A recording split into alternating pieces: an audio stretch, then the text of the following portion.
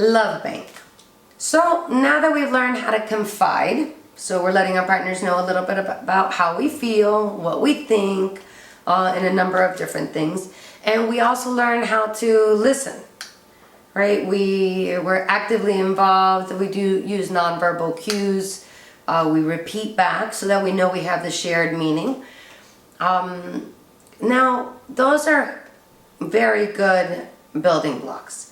But if we go back to the relationship roadmap, we also know that the concept, the logic of love and emotion is we tend to be drawn to those experiences that are pleasurable and they make us feel love.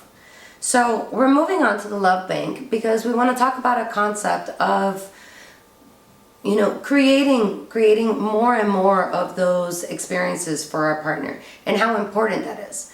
Little do we know, as we walk around, we have so much influence on those feelings of love. We have so much influence on making sure that our relationship is strengthened, is strong, and is not left vulnerable.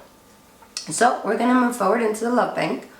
This first one is the ATM. Consider it like an ATM machine where, in fact, there isn't tons of different currencies that you can just put into it, right?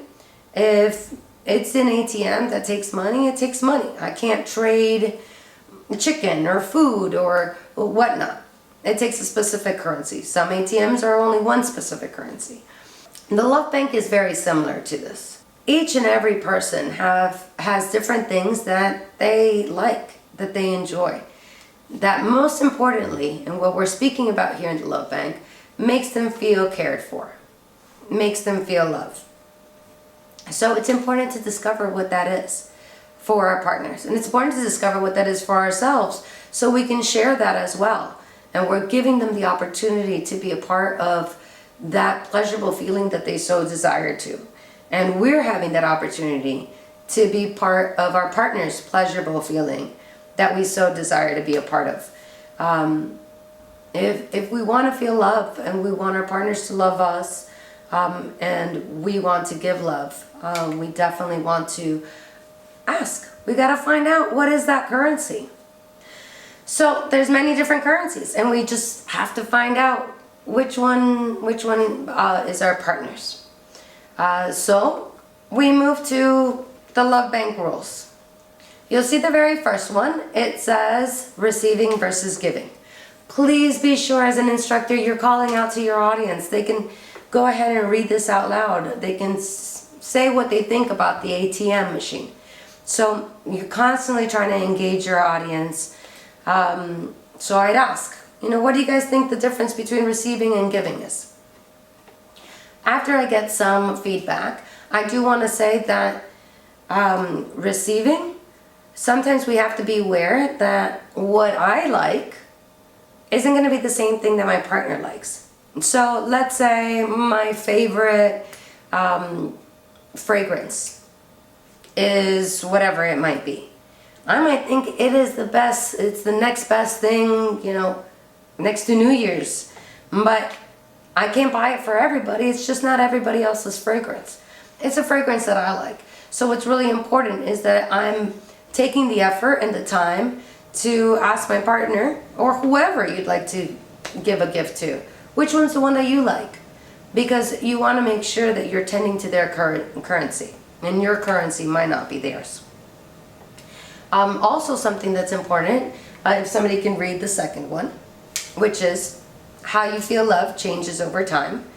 It's important to note that if you're with somebody for quite some time, you have to realize that what they very much enjoyed at some point in time in their time with you or in their lives might not be what they enjoy today. It's very different what makes my partner feel cared for versus what made somebody feel cared for as a teenager. If I'm trying to have my niece, who might be 5 years old, feel cared for, it might mean I'm bringing Tootsie Rolls over to the house every now and again. And that makes her feel loved.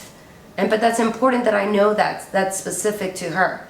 And let's say years later, when she's a teenager, maybe the thing that makes her feel most loved is, dating somebody who can come and pick her up in the car, get her out of the house, or can help her with her homework or her studies.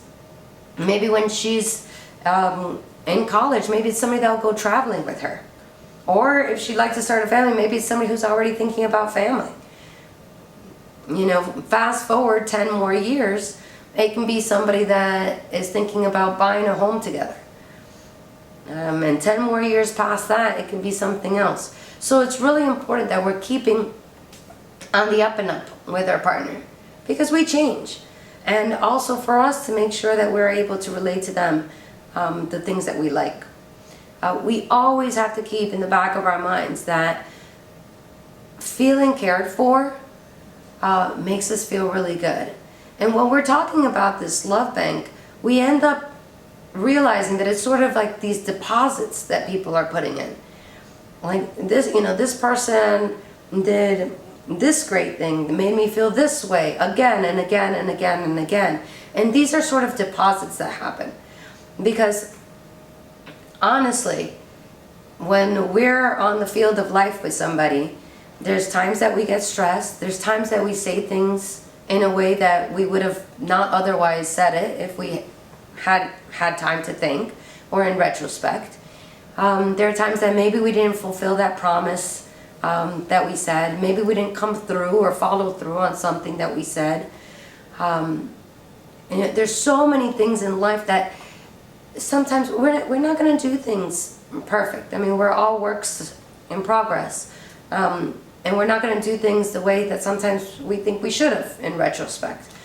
So those are called withdrawals, right? I said something not so great one time. That's sort of a withdrawal from those love banks. So generally with this last rule, if anybody can read it out loud, we have deposits versus withdrawals has a 5-to-1 rule. The idea is that for every withdrawal to get replaced, that's 5 deposits. So one time I didn't say something right. I didn't say something the best way I could have said it.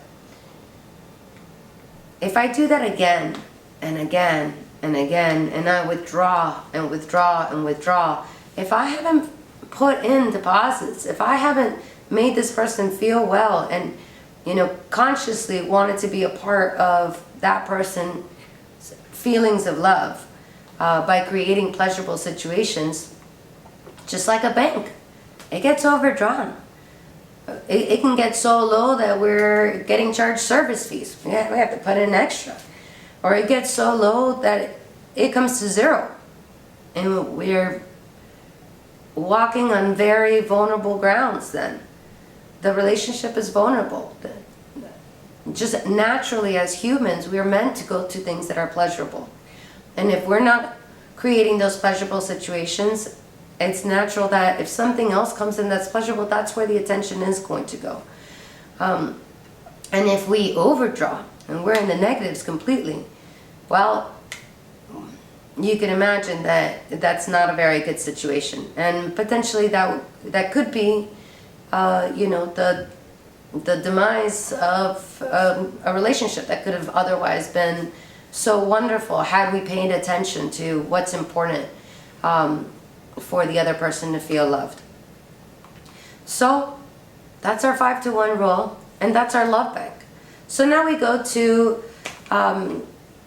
Gary Chapman's The 5 Love Languages. We have affirmations. We have helping out, gifts, affection, quality time.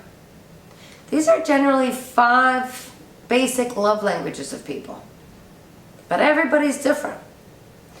So it's really important to find out what your partner's love language is.